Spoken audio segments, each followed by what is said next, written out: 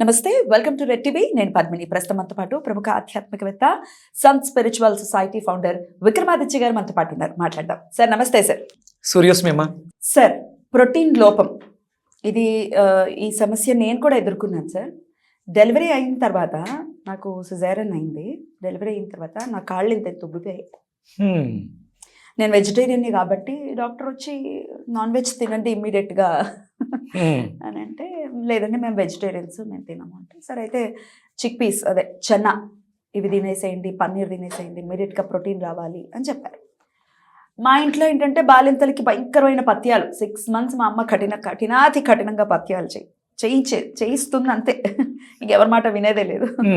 అంటే డాక్టర్స్కి అన్నీ తెలుసు. అప్పటిదాకా డాక్టర్ మాట విని బాలింతలకు మళ్ళీ వినకపోవటం అంటే అదొక సాంప్రదాయం లాగా కొనసాగుతూ ఉంది. సో మా అమ్మ అయితే అదే కంటిన్యూ చేయించింది.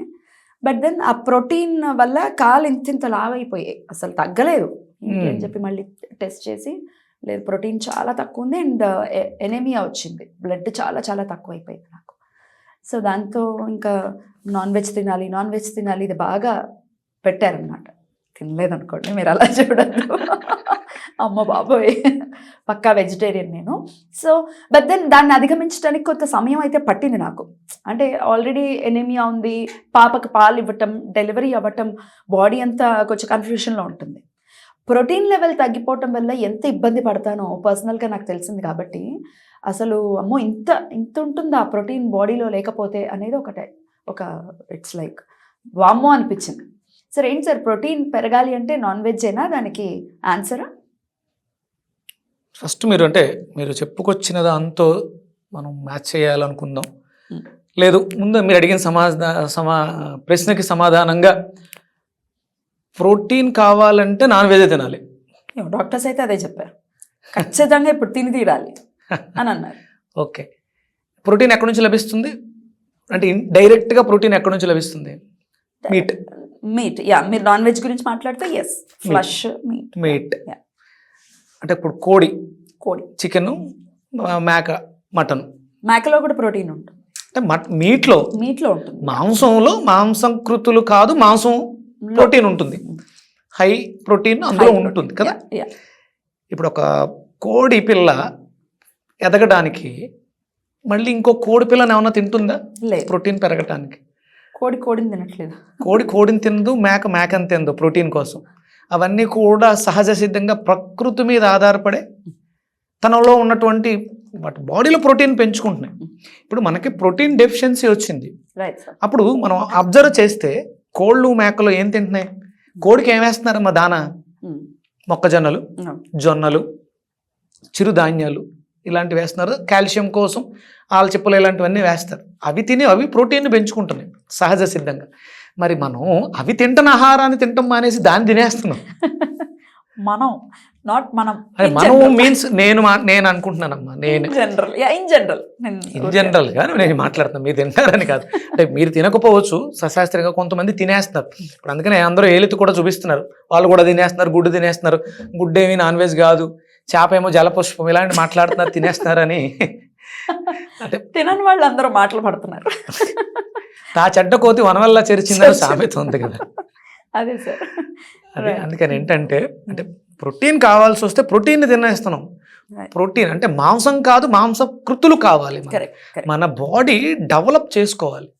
ఇప్పుడు ఒక బేబీ పుట్టింది, ప్రోటీన్ లోపం ఉంది, ఇమీడియట్గా మీరు ఏమిస్తున్నారు?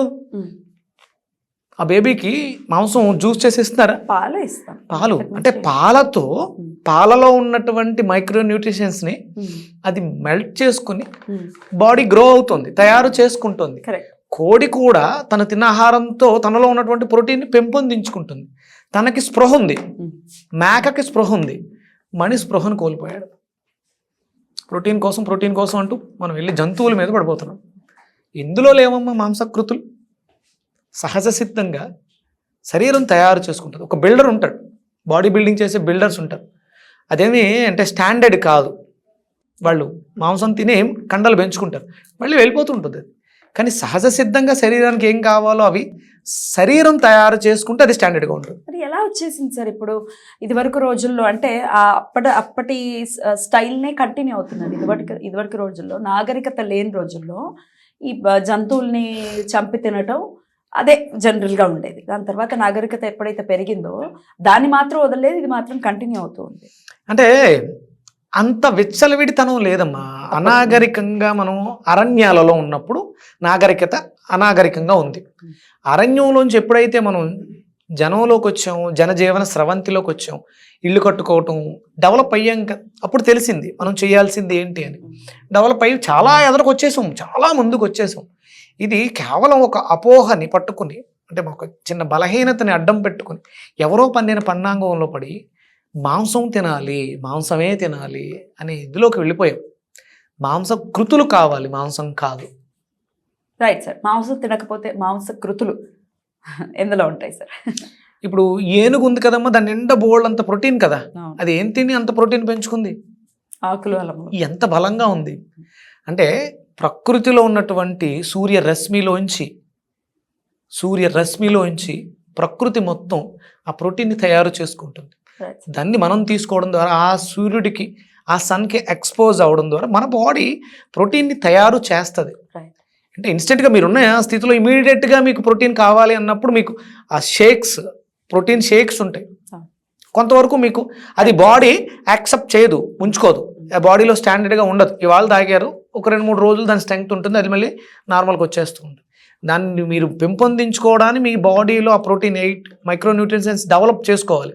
అది మీరు తినే ఆహార పదార్థం ద్వారా, అంటే సూర్యరశ్మిలోంచి వచ్చినటువంటి కిరణకాంతిలో ఉన్నటువంటి కిరణాలు కిరణజన్య సంయోగ క్రియ ద్వారా పత్రహరితం ఆకుల్లో తయారయ్యి మీ బాడీలోకి వెళ్ళి మీ మధ్యలో ఎముకల్లో మస్కులర్ సిస్టంలో బ్లడ్ ప్రొడ్యూసర్, మీరు ఎనిమిక్ కూడా అన్నారు, ప్రోటీన్ లోపం వల్ల ఎనిమిక్ వస్తుంది, రక్తహీనత వస్తుంది, రక్తం సరిగా, అంటే మీరు సరిపడా ఆహారం మీరు ప్రెగ్నెంట్గా ఉన్నప్పుడు తీసుకోలేదు కాబట్టి మీకు అది లోపం వచ్చింది. ఎనీమియా ముందు నుంచి ఉండింది నాకు, అది అలా కంటిన్యూ అయ్యి అంటే ఒరిజినల్గా ఎక్కువైపోయింది. మీరు ప్రెగ్నెంట్ అయినప్పుడు ఇమీడియట్గా డాక్టర్లు చేసేది ఏంటంటే ఐరన్ టాబ్లెట్స్ చేస్తారు. కంపల్సరీ ఫోలిక్ యాసిడ్ ఇస్తారు. అంటే మీకు ఆ డెఫిషియన్సీ ఉంది, ఆ యాసిడ్స్ డెఫిషియన్సీ ఉంది. మీరు దాన్ని అంటే పాల పదార్థాలు, పెరుగు ఇలాంటివి తీసుకోకపోవడం వల్ల మీకు ఫోలిక్ యాసిడ్ డెఫిషియన్సీ వచ్చింది. ఐరన్ సఫిషియెంట్గా, అంటే గోంగూర పుల్లటి పదార్థంతో పాటు అందులో ఐరన్ అధికంగా ఉంటుంది, అలాగే తోటకూర ఇలాంటివి మీరు తీసుకోలేదు కాబట్టి ఆ లోపం మీకు వచ్చింది. తీసుకున్నప్పటికీ ఉండింది, మరి సరిపోలేదు. అంటే బేబీకి ఎక్కువ కావాలంటే ఎక్కువ తీసుకోవాలి. మీ రెగ్యులర్ అవసరాలకు మించి ఒక జీవికి మీరు జన్మనిస్తున్నారు కాబట్టి అధికంగా తీసుకోవాలి, అది లోపం వచ్చింది కాబట్టి. అంటే ఇప్పుడు మీకు అధికంగా ప్రోటీన్ కావాలి, బోల్డ్ ఉన్నాయి, కందిపప్పే మాట్లాడుకుందాం, అధికంగా కందిపప్పులో ఉంది. ఇంకా దానికన్నా చెప్పుకోవాలనుకుంటే క్లస్టర్ బీన్స్ గోరుచిక్కుడులో ఉంది. చిక్కుడు జాతిలో మాంసం కృతులు ఎక్కువ ఉంటాయి, కండ ఎక్కువ ఉంటాయి. ఆ జాతిలో కొంచెం సన్నగా ఉండే చిక్కుళ్ళు, మందంగా ఉండే చిక్కుళ్ళు చాలా ఉన్నాయి. ఏవి ఇంకా బెటర్ సార్ అన్నిటికీ? క్లస్టర్ బీన్స్ అద్భుతం అమ్మ, గోరుచిక్కుళ్ళు, ఇక కందిపప్పు, ఇక దాన్ని మించింది లేదు. నానబెట్టిన శనగలు, మొలకెత్తిన శనగలు, అలాగే పల్లీలు, మొలక రావాలి. వేరుశనగ, అంటే ఇప్పుడు అందులో లోపం ఎందుకు వస్తుందంటే పంట పూర్తిగా పక్వానికి రాకుండా తీసేస్తున్నారు. చిన్న గింజ ఉంటుంది, బాగా ముదిరిన గింజలో మీకు ప్రోటీన్ అధికంగా ఉంటుంది. దానికి కావాల్సినటువంటి నూనె శాతం అవన్నీ కూడా అధికంగా లభిస్తాయి. త్వరగా తీసేయడం వల్ల గింజ పరిపక్వంకి రాకుండా తినేయటం వల్ల మనకు ఆ లోపం వస్తుంది. Right sir. సార్ అయితే ఆ సమస్యలోనే మరి నాకు ప్రోటీన్ డెఫిషియన్సీ కూడా వచ్చింది, ఎనీమియా కూడా వచ్చింది. ఎట్ ఏ టైం రెండు నన్ను ఇబ్బంది పెట్టాయి. ఎనీమియా కూడా, అంటే మీరు ప్రోటీన్ లెవెల్ తక్కువ ఉంది కాబట్టి ఎనీమియా వచ్చింది అని అంటున్నారు. ఇంటర్లింక్ అమ్మా. ఎనీమియా అంటే రక్తం తక్కువ ఉంది మనకి. ఇక్కడ మీ జీవితం మొత్తం, మీ శరీరం మొత్తం కూడా quality of blood, quantity of blood, అంటే రక్తంలో ఉండాల్సినటువంటి మినరల్స్, విటమిన్స్ ఇవన్నీ సఫిషియెంట్గా లేవు.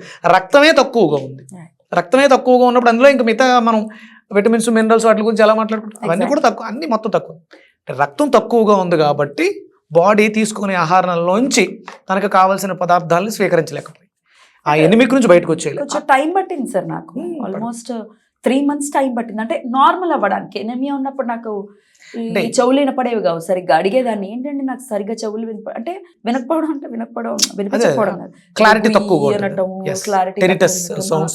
సడన్ గా కళ్ళు తిరగటం, ఇట్లాంటి ఇబ్బందులు, వర్టిగో ఇంతకు ముందే ఉండింది నాకు.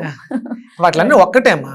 బ్లడ్ రక్తం సరిపడా ఉండాలి, రక్తంలో ఉండవలసినటువంటి విటమిన్స్ మినరల్స్ సఫిషియెంట్గా క్వాలిటీ ఉండాలి, quality of blood, quantity of blood. పెరగాలంటే ఎలా సార్ మీరు తీసుకునే ఆహారంలో ఐరన్ సంబంధించి నేను ఇంతకు ముందు కూడా చెప్పినట్టు గుర్తు, పాలని ఐరన్ బాండీలో కాస్తే కాల్షియంతో పాటు ఐరన్ కూడా వస్తుంది. అంటే మనకి పూర్వం ఆ డెఫిషియన్సీకి తగ్గట్టుగా ఆ పాత్రలు ఉండే మట్టిలో 18 మైక్రోన్యూట్రియన్స్ ఉంటాయి. అవి మనం ఇప్పుడు వాడట్లేదు, స్టీల్లో వాడుతున్నాం. స్టీల్లో ఏమి ఉండదు, మనం వండే పదార్థంలో ఏదైతే ఉంటుందో అదే ఉంటుంది. మీరు మళ్ళీ మట్టి కుండల్లోకి వెళ్ళగలిగితే లేదు ఐరన్. అంటే అన్ని రకాలు కూడా మళ్ళీ ఐరన్లో చేయకూడదు. కర్రీస్ చేస్తే కలర్ మారిపోతుంది, ఎందుకంటే ఉప్పు వేస్తాం కాబట్టి ఐరన్ ఎక్కువైపోతుంది. కాదు సార్, కర్రీస్ లో ఉప్పు వేస్తే నల్లగా అయిపోతుంది కదా, కర్రీ అంతా వండుకున్న తర్వాత లాస్ట్ లో వేయచ్చు ఉప్పు వేసుకోవచ్చు. అంటే మీరు మీకు ఐరన్ డెఫిషియన్సీ ఉంది అన్నప్పుడు ఐరన్ పాత్రలు మళ్ళీ అధికంగా తీసుకున్న ఇబ్బంది.